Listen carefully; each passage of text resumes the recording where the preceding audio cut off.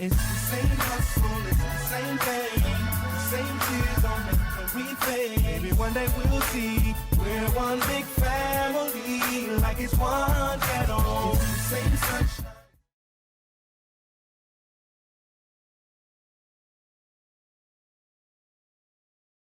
My indigenous name is She Who Seeks Knowledge. I'm a tribal member of the Nanticoke Lenni Lenape Tribal Nation of New Jersey. And we would like to take a moment to acknowledge and recognize that today we stand on what is called Wicca by my tribe and all the tribes of the Lenape. A name once known widely across these lands, Wicca starts at the banks of what is now called the Schuylkill River and extends east to the Delaware River. We acknowledge that the Lenni Lenape as the original people of this land and our continuing relationship with this territory. I am here to give honor and pay respects to my ancestors, acknowledge their pain and suffering and sacrifice during colonization. No more missing, murdered, and indigenous women. No more stolen children. And we are still here. Wanishi. Thank you.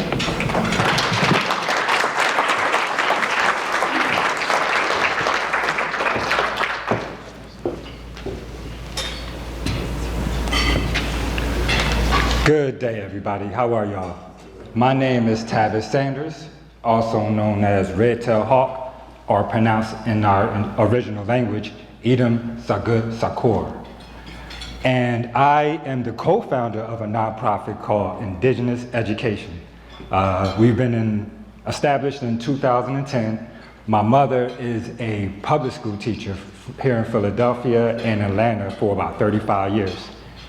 We wanted to organize and share our history with the public from an alternative factual perspective, right? So we're not talking about alternative facts, we're talking about an alternative perspective on facts, right? And so what is American history?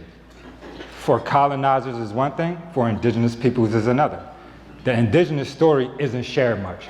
And so we want to try to use colonial facts and indigenous events and bridge them so that you can understand us more as we try to learn your ways and incorporate our traditions, our customs, and our identity in this framework that limits our functions and our ability, our identity, and our history.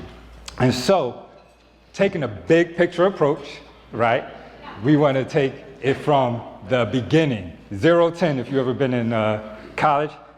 My first language was not English, and despite my intellect, I think, it took me 4 tries to pass English in college. And so I'm really familiar with the 0-10 thing. With that said, let's go again, taking a big picture, what is American history? Most United States institutions begin American history with 1619. But American history started at least 100 years prior. And so we're going to start with the first contact on colonial or mainland United States, which was with the Spanish and the French, not necessarily the English, right? And so a conquistador, an explorer, right? A soldier. We want to make sure, we identify exactly who these people are. The De'elan persisted in slave hunting about Beaufort, 1520. These Negroes being valuable as laborers.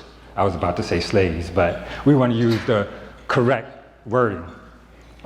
Footnote, I'm from Beaufort. My family's from Beaufort. We go back to the 1500s with our graveyards. And so these people look like me. But I thought that we were indigenous, right? And I'm not here to talk to you about Negroes. I'm here to talk to you about indigenous peoples. And so, wait a second, what's going on here? Well, as you can see, this is from the 1890 census. This is over 100 years ago. This is what they were calling the indigenous peoples. Well, okay, what else is going on here? Again, we need to take a big picture approach. So let's look at what the governments are saying, right? And again, here's this 19th annual report in 1890, so about 10 years later from the census report. A considerable portion of the blood of the Southern Negro is unquestionably Indian. Okay, so what's going on here, right? The government is saying that Negroes are Indian, especially the Negroes of the South. But as far as we know of, Negroes are from Africa. But when we consider that so many natives were kept as slaves, sharing the same conditions with the vast majority of Africans in America, we must re-examine racialization in the early Americas. They, the native people, received similar treatment, often were described with similar labels, Negro, and frequently were lumped together by law. Negroes and other people of color, you know, for my history buffs. Okay, so again, 1500s is really, I thought that we were going to start this, right? The Handbook of American Indians north of Mexico. There is no doubt that many of the broken coast tribes have been completely absorbed into the Negro race. This is a map of South Carolina, 1502 to 1751. But remember, I'm from Beaufort, South Carolina. And at the beginning of this, the census described those indigenous peoples as Negro. And so a Negro race has been absorbed into a Negro race. And by law, because you were a slave, you were African in descent. And so now, my tribe, my peoples, although we were Negro, were absorbed into a new Negro race that was created, which allow us as an indigenous population to be now legally identified as African. And so now the federal government won't acknowledge us, despite the fact that I personally can trace my family ancestry and show you a graveyard from the 1500s in Beaufort, South Carolina. The Handbook on North Americans of Mexico again.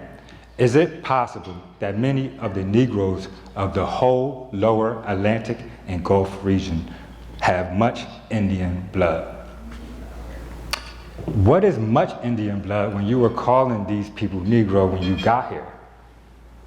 And so again, what's going on here, and how do I use these facts to not just properly identify myself, but to also get the collective group of citizenry in the United States to acknowledge my existence in the first place?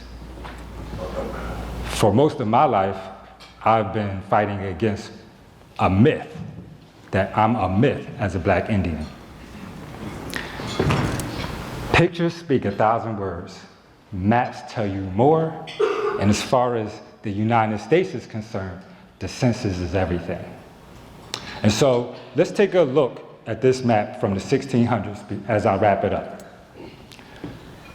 The Southeast is what we're talking about here. This was a group of indigenous peoples, and this map they're labeled as Muskogean Indians. Muskogean because of the language stock, but also the description of the Southeast indigenous population was a Negro stock. Let's take it 200 years into the future. This is a map in the 1800s, if I'm not mistaken, 1890. This is a map of the colored people in the United States at the time. Map looks very familiar. Let me just make sure y'all can see the green part we're paying attention to. Now, today, first they were indigenous, now they're peoples of color, and in the 2020 census, these people are called Black. Population never moved, but as far as mainstream historical context is concerned, either these people moved west or they were killed. But if you look on the map, we are still here. And so, the hardest task which students of American history today have to to encounter is that rescuing hard, solid facts from the masses' opinions of speculation in which they are hidden and buried. Observers were not trained in those days to report things as they were. They went to their work with settled prejudices, preconceived opinions, pre-delusions, and the obstinate half-knowledge which is in so many cases worse than no knowledge at all. When men sit down with their minds armed with scattered items of historical information, prejudices, the teeming fantasies of the solutions of questions, respecting those conditions that they know nothing, there is no folly which they are not prepared to commit. Hence, 1,000 wild and ridiculous speculations and dreams mixed up with very little plain fact. The History of Philadelphia, 1601, 1680, Volume 1. That's where that quote came from. And with that, we'd like to say thank you. We hope that we offered y'all a big picture of some information that's really important to the United States and has an opportunity to really repair some of the generational traumas that exist amongst my communities. Thank you, and I hope y'all have a great day.